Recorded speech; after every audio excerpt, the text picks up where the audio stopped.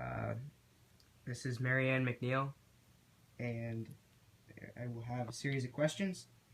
So the first one is, where were you born? Albany, New York. Okay. When were you born? September 28th, 1931. Okay. Describe your day when Kennedy was assassinated. I was home with my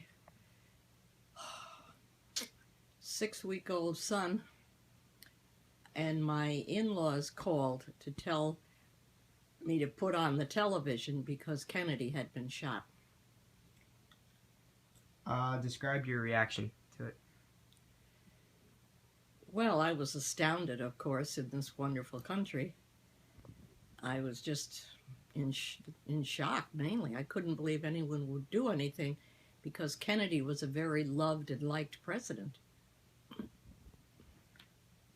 Describe your day when the Pearl Harbor was bombed by the Japanese. What were your thoughts? Well, I was 10 years old. I was getting ready to read the funnies. The radio was going to read it to me. And they kept telling me Pearl Harbor's been born, and at 10 years old, you don't know what they mean by Pearl Harbor. So I was staying overnight at my aunt's house, my aunt and uncle's house, and I went in and asked, what do they mean by Pearl Harbor's been bombed? And just at that time, my mother called me to tell us to put the radio on about the bombing, and I didn't understand at the time what they were talking about. So did you have any relatives in the war? Yes, I had a couple uncles in the war. My uncle was a lawyer, and he was drafted into the Navy, and he was in Florida for a while. Then they transferred him to California, so he took his family both places. Then my other uncle, who was a college graduate, they drafted him in the Army, and then they used him just in an office and so on. So neither one of them saw combat at all. So that was kind of it. So how old were you, and what do you remember about the World War II? What was your predicament? Talk about that a little bit. Well, as I said previously, I was 10 years old. And I remember my mother would have a ration book. Each adult and each child had received a ration book.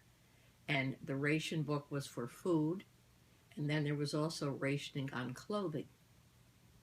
And lots of times we had a family market about 3 blocks away, and when we'd go there, they'd always give my mother a little bit more, And then we had relatives that would send us maybe 2 or 3 stamps that were maybe worth 10 or 5 points, but it was a lot at the time because it meant more food.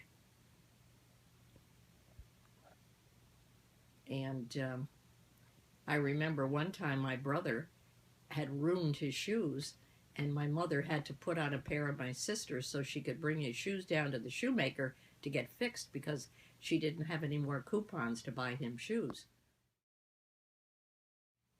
What was your situation after the war ended? After the war ended, World War II, right? World War II, my father never went into the armed forces because we had 4 children. He had 4 children, and my mom. And the house we were living in was bought, and we were evicted. And my sister had to live with neighbors down the street. My mother and baby brother and my other brother had to go live with friends. I went and lived with one of my best friends, and my father went and lived with friends for like 3 months. And then a friend of my mother's had a house that was for rent, so we moved in there. How was your experience teaching overseas? Fantastic. I taught in England, and I had the sergeant and below's children. My other friend had all the officers' children, and they were very spoiled, and my children were wonderful. They did everything I told them. Um, how was your feelings when Grandpa was in the war, the Korean War? Well, fortunately, my future husband never was in any type of conflict. He went to the island of Okinawa and went after his training, and then he was selected to play on the basketball team and the baseball team on the island, and then he helped during football season. So he never saw any combat for 18 months. Gotcha.